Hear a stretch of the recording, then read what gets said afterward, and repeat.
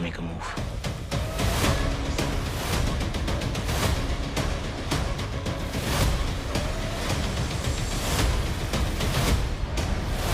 What's next? Gotta up our game.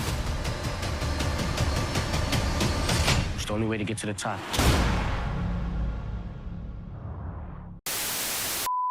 Welcome back, Top Notch Gang, to another video. We just had the premiere of the mid-season finale for Power Book 2 Ghost, and now we're going on a break. But they did release a new teaser trailer for episodes 6 through 10, everything that's going to take place, and I'm going to break it all down for you guys. And to do that, I'm going to match it with the episode descriptions for 6 through 10, as well as the character descriptions and synopsis that we receive for every single character at the beginning of the season. That way we're going to be able to tell what story each character has left going forward and how it ends for every single one of them. So obviously we got to talk about Tariq, Brayden, Kane, Effie, Noma, Diana, all of it. Timestamps for each and every character is going to be down below if you're interested in a specific one's ending. And also I'm going to make a video going in more detail on some of these characters and their endings, because I think there's a lot of interesting details and ideas and predictions that I have, and it's just going to be crazy. So as usual, you guys can leave a like, comment, subscribe, let me know all your thoughts and opinions on the mid-season finale, and if you want a video on a specific character,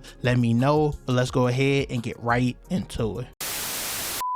Now obviously we gotta start with the main character, Tariq St. Patrick, and his character description going into the season said the aftermath of season 3's traitorous finale finds Tariq St. Patrick outmatched and outgunned. After finding himself bested by those he placed trust in, his and his family's lives threatened, season 4's Tariq is determined to never allow that to happen again. His plan to crush everyone who went against him, because the best way to stay safe in the game is to run the game. It's not enough to kill his enemies, he's gonna make them wish he had, granting them a fate worse than death. Where we've seen Tariq dream of being free from the game last season, we now see Tariq determined to sit at the top of the pyramid, because the only way to stay on top is to cripple anyone else's chances of climbing up from the bottom. Now with that, we basically have been seeing that throughout the entire season so far, but it just got turned up tenfold. Diana of course revealed to him that she was pregnant and that the baby is his. So now he was losing his mind, scrambling at the beginning of this episode, but then they had a conversation about the decision that she chose to make, and she said she wants to keep it, and he said he's fine with that, he's prepared for it, he's ready. But she had one condition, that he couldn't stay in the game. She doesn't want her baby anywhere near it. Of course, Tariq, when he got drugged by Elle, he had all these hallucinations of what his future would be like, and basically still having a target on his back whether he had a family or not. He saw of course Kane still out to get him. He also saw a future where he lied to Diana about still being in the game and she chose to take him out. Also his son taking him out, telling him the opposite of what Tariq told Ghost, telling him instead that I'm in the way of your future, saying Tariq is valuing the game over his family. You're in the way. You're in the way of my future, like you said he was in the way of yours. I'm in the way of your future, right? And with all these hallucinations and everything going on, what decision does Tariq make? He decides that he wants to be on top, that's his way of protecting Diana. Says Ghost wanted to get out. He understands Ghost's decision now, but it didn't work because he was always going to be 1 foot in, 1 foot out. He was always going to have attachments to his past life. So Tariq says instead of trying to get out, he just wants to be at the very top. And that's what his character description going into the season said. But because of this decision, Diana leaves him, says she's going to take care of the baby by herself. Tariq is not going to be in his life. Now we could get into the episode descriptions and connect them to the new scenes that we got in the teaser. For now, we're going to be focused on Tariq, of course. Episode 406, Devil's Playground, says Tariq and Brayden must find a way to get back in Noma's good graces. Now, we've been seeing this scene. I thought it was going to take place in the first 5 episodes, but now in the exclusive trailer that we just received, we see Tariq, Davis, Noma, and Kane all meeting up with one another. So I think they're going to begin to work back with with each other, or at least call another truce down the line, especially because Noma now knows Anya has a connection with Tariq. She knows him. They can't eliminate him. They failed to do it in the last episode, and she has to be strategic with her moves going forward. But with Davis already playing both sides, with him sleeping with Noma, helping her get these business meetings and everything, of course helping Tariq get his plug Zion back in the game, take her a percentage for that, he probably is going to be able to mediate this and they're going to be back in good terms. But what does that say or do with their situation with Zion? We're gonna have to wait and see for that. We do see in the trailer the scene of Tariq getting choked up is Zion. He's mad because Tariq is possibly working with Noma again, and they're gonna have to eliminate Zion once and for all. Getting back to the episode descriptions though, episode 407, I Can't Fix This, says when tragedy strikes, Tariq and the Tejedas are set on a mission to avenge what they've lost. A lot of people think this is a reference to, of course, Diana and or the baby, possibly losing one or the other, because when we get to Diana, she's not really talked about in any descriptions going forward. People think Tariq deciding to stay in this game could have an impact on him losing his family, even though he thinks this is his way of protecting them. Now, I do have a theory based off the episode 6 description talking about Diana stepping further in the game or risking her family's safety, but once again, we're going to talk about that in the Diana section because the Tariq section already is too long. On to episode 408, Higher Calling, it says Tariq and Monet try to leverage a way to get out from under Carter. As we know in the last episode, Carter caught Monet and Drew stealing this product, but he didn't arrest them. He told them he wants them to stay in power. He wants them to stay in charge, because if he was to take them down,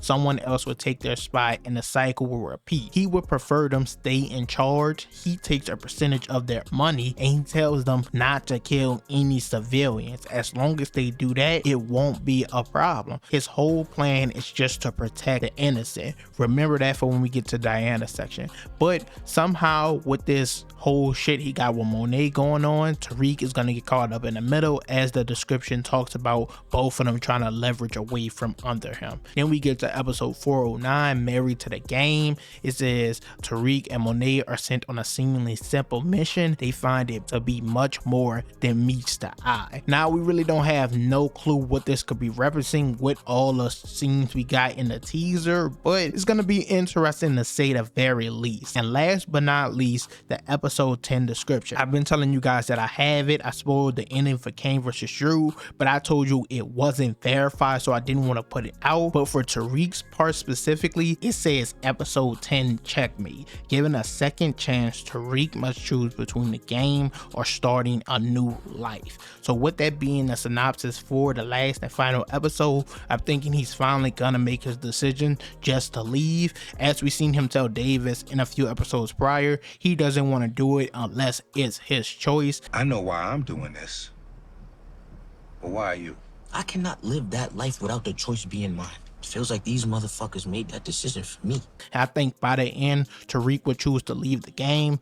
Whether it'll be too late for Diana and the baby, we're gonna break that down. That has yet to be seen, but that's the ending for Tariq St. Patrick. On to Drew versus Kane. We'll do them together because their endings kind of coincide with one another, but their character descriptions going into the season. Drew Tejada. Drew began season 4 allied with Noma and his siblings as they go to war against Tariq and Brayden, but through a series of trials and revelations, Drew finds himself back where he started, wondering where, if anywhere, he fits into the business. A new unforeseen alliance gives Drew a taste of the power he's been vying for within his family, but with all it costs, Drew has to come to terms with whether this is what he wants at all. After losing 2 lovers and a father to the world they live in, Drew begins to wonder if there's any true peace waiting for him at the end of this journey. Now, Kane Tejada says Kane begins season 4 with 2 guns and no fucks to give, as his quest to avenge his mother's shooting reveals the true conspirators, Drew and Diana. But in a twist of fate and mercy, Monet orders Kane to stand down, asking him to leave his siblings unharmed. That contradiction of street code from the woman who made him a gangster and killed her husband under the same circumstances of betrayal shatters Kane's matriarchal image of Monet.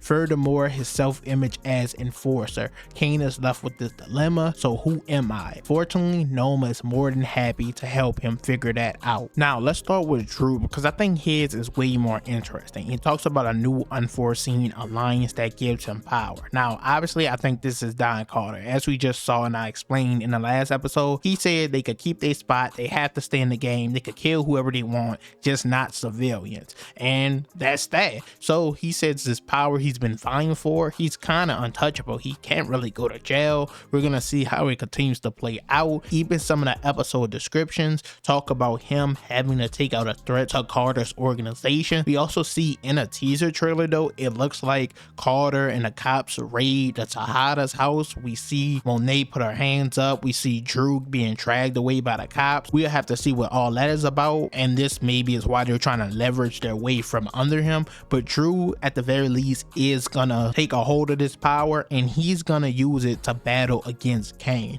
As we see in the episode 8 description, it says Drew and Kane compete for the streets. So this rivalry is back on. Even though Monet told Kane to stand down, so don't kill his siblings, he said, okay, that's fine, I did that out of respect for you, but I'm never gonna forgive them. But it looks like that rivalry is gonna kickstart back up with them fighting for the streets, and one of them has to go. Now, which one will it be? Well, I told you guys in my other spoiler video that in the episode 10 description, once again, like I said in the Tariq section, it wasn't verified, but by the way the story is going, I think it is true. Episode 10 checkmate. After the death of Drew, Kane is on the run from Monet. So it seems like Kane is going to get the best of him in this war. So the Tejedas are going to be done for once and for all. We don't know if Monet will be the one to take out Kane. If she does it, I'm going to talk about that more when I get to her section. But at the very least, we know this war between Kane and Drew will last until the end of the season.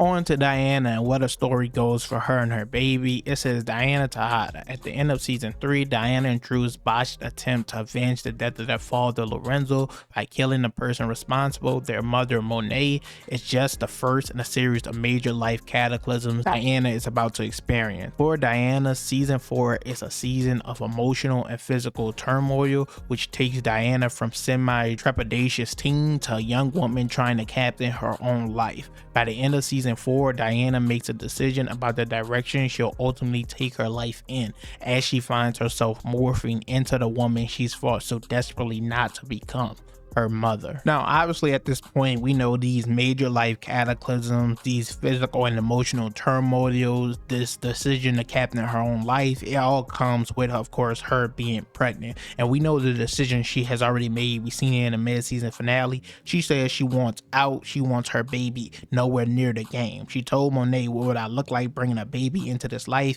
And she tells Tariq, you gotta be out. You have no choice.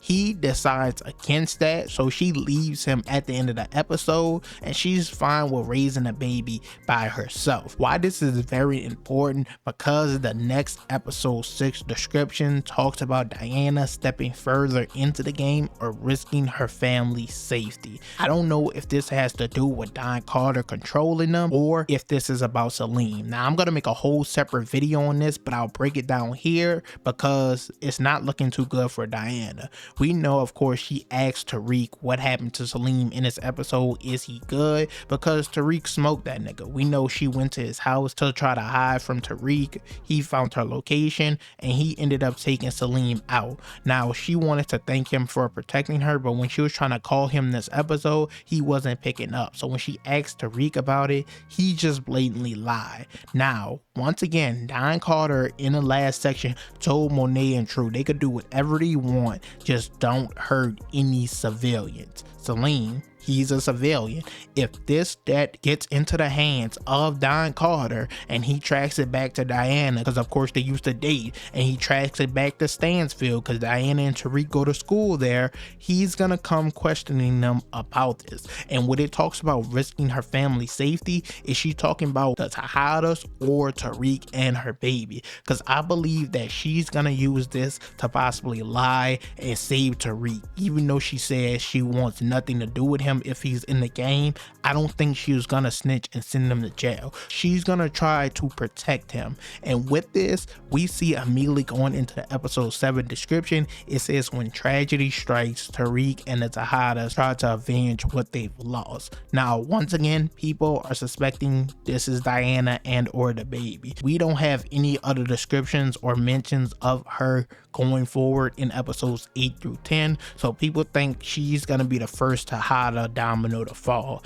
which ultimately will mean Tariq loses his baby as well. I think that'd be crazy to happen in the first episode back from the mid-season finale or the second or whatever it is, but I don't know, that's what it's looking like. We do also see that the actor that played Diana, she specifically said in an interview that the ending was left open-ended in case they wanted to bring it back. They kind of wrote it to where it's a little open-ended to me. If they decided to bring it back, they could. Now this gives us some more hope and optimism that maybe they left the city, they escaped somehow, they faked their death, something of the sort, so that she could get out the game, get away from this life, and Tariq just never knows. He probably thinks she died, his son or daughter did as well, and then later down the line, if they ever decide to do a spin-off anything, it's uncovered or exposed that she did survive. But this is everything we know about Diana and her ending. Next we have Effie, and I think hers is the most up in the air by far. Her character description said, entering season 4, Effie Morales is very aware that the game will only end in one way for her, so she doubles down on herself and her ultimate goal, a PhD in robotics from Stanford, and she needs to get to Stanford as soon as possible before she gets in any deeper and finds it impossible to get out the life. With the help of Professor Bennett, she applies to a co-term program that will allow her to finish up her undergraduate degree and begin her PhD studies at Stanford. But once Effie is officially accepted and the future she's dreamt up is within reach, she questions whether or not she's ready to leave behind everything she knows for it. There's one thing we know for sure about Effie, however, she's a survivor. So the part about Effie is, compared to everyone else, everything said in her character description has already taken place. We've seen her talk to her professor, writing a letter to Stanford or whatever the fuck she had to do. She fucked it up because she had to go help Kane out with the Russians, but then we see her pick it back up and start working on it again. So we really pretty much got everything except that she didn't get accepted just yet. So I'm expecting that still to take place. Now you guys of course know I just made a video a week ago because I thought Effie was gonna die within episode 5. I feel like everything was set up for that to happen because she only had one scene in episode 4. Her character storyline isn't really intertwined with everyone else's. It isn't connected at all. And then even in episode 5, she only had the one scene with Noma. So I feel like her character has been being used less and less and less. And funny enough, Alex Lepre, the actor that played her, I knew my prediction was wrong when she went on Instagram and she talked about Effie Pac-Man Smoke tomorrow. She wouldn't spoil a death like that. So I knew she wasn't gonna die in episode 5, but also she talked about a few weeks ago that she didn't really like the ending for Effie. She wished for it to be something else. Now, I don't know if that means she gets out and go to Stanford. I don't know if that means she gets taken out. We do see in a new teaser trailer, she's being held at gunpoint by somebody. This person looks white. It might be Brayden, but who knows at this point. But we do know this is gonna take place. She is gonna eventually get accepted into school. But her character description does talk about her thinking about the possibility of, does she really want to leave? She is probably the only character as well that isn't mentioned in none of the episode descriptions, even the ones we already got. And that's why I say it's hard to pinpoint what her ending will be. Now, I did see people talk about the possibility of Kane taking her out and or Tariq saving her, but that's all just speculation. There's nothing to really go off, and that's why I say her ending is the one that's most up in the air. Next up, we have Tiny Tommy, I mean Brayden, and his character description at the beginning of the season said, at the conclusion of season 3, with the fortune, protection, and false legitimacy of the Weston name gone, Brayden Weston finally and spectacularly ended his 1 foot in, 1 foot out commitment to the game when he burst into Noma's warehouse, spraying bullets to rescue Tariq. In season 4, we explore Brayden's journey from a thrill-seeking son of privilege to becoming a more pragmatic man who deals drugs for necessity, not pleasure, and ultimately embraces the violence he'll need to survive in this new life. Now, with all that being said, the most interesting part about Brayden is his new relationship with Elle and the shit she got him doing. He on that coke, he Tiny Tommy for real, and this relationship is gonna be his key focus throughout the remainder of the season. I do plan on making a whole separate video on him as well, and let's just go ahead and break that down. We know Brayden currently is at rock fucking bottom. Weston Holdings got taken down in the whole Ponzi scheme situation. His brother got his ass beat by Kane. His sister got kidnapped by Drew. He had to go save her, and then of course his dad ended up disowning him. Not only that, but his family is going broke. They gotta move out their house, so they can't even live there no more, and their name is being removed from the building at Stansfield, so they lost all power and control. So he saw that being in the game was his only way, and with him being at rock bottom, Elle just made shit drastically worse. He met this singer bitch and she be doing coke. He should have knew her for up not to fuck with her, but now she got him doing the shit with her, and this is going to continuously be a problem as the season continues. We see in episode 408 Higher Calling, it says an incident with Brayden's relationship with Elle sends him off the deep end. Now, why is this important? It was just revealed to us within this episode that Elle got sickle cell. We don't know if she's lying because she is a drug addict. She could have just wanted to take pills, but I don't think she's lying. But she's doing all these coke, acid, all these different drugs, as well as taking these pills for sickle cell, and it's gonna come back to bite her. It said in the episode 10 description, I told you guys the Tariq part, the Kane, Drew, and Monet part. This is the last part of it. Episode 10 checkmate says Brayden, still coping from the death of Elle, joins an unlikely ally on a new business venture. So we know eventually all this drug use or whatever she's doing is gonna catch up to her, and that was bound to happen with the way she's moving. And this looks like it's gonna be what sends Brayden off the deep end for real, just like Tommy, but he was the one who actually took out Holly. I don't know if Elle, it'll be her sickle cell, or if it'll be the drugs that Brayden is supplying her, because remember, he's giving her some off the top and Tariq doesn't know about that. And if it comes out that that's what killed her and he tried to blame it on her sickle cell or whatever he decides to do, he's gonna start crashing out after. The only scenes we really see of him in this new teaser trailer of him walking at Stansfield, gets going to a room or whatever, and then we also see him and Tariq breaking into this like house, pulling a gun out on this white nigga. Now we don't have no idea who this is, what he did, why he's here, any of that, but that's pretty much how Brayden's story ends. When Elle dies, he's gonna turn the fuck up. Overall, that's it for this video. You guys can tell me your thoughts and opinions on everything down below. I ain't gonna lie, I didn't get through Noma, Davis, and Monet, but this video is way too long. I doubt you guys watch all of this, but if you do enjoy, please leave a like, comment, subscribe. I think a lot of this is pretty much spot on when you compare it to the episode descriptions and the teasers, but of course, like I said, there's a few that's up in the air, especially Effie's and Diana's, because we don't get a lot of information on them compared to the likes of a Kane, Drew, Tariq, and Brayden. I know a lot of people saying they didn't like the mid-season finale, but I'll keep telling them I enjoyed it because I want to see what happens next. If I'm looking forward to all the setup that they did, then they're doing something right. Now, it's not the best shit I've ever seen, obviously, but like I said, I'm looking forward to what happens next. You guys could comment down below any topic or character you want me to make a specific video on. Like I said, as usual, leave a like, comment, subscribe, and I'm out.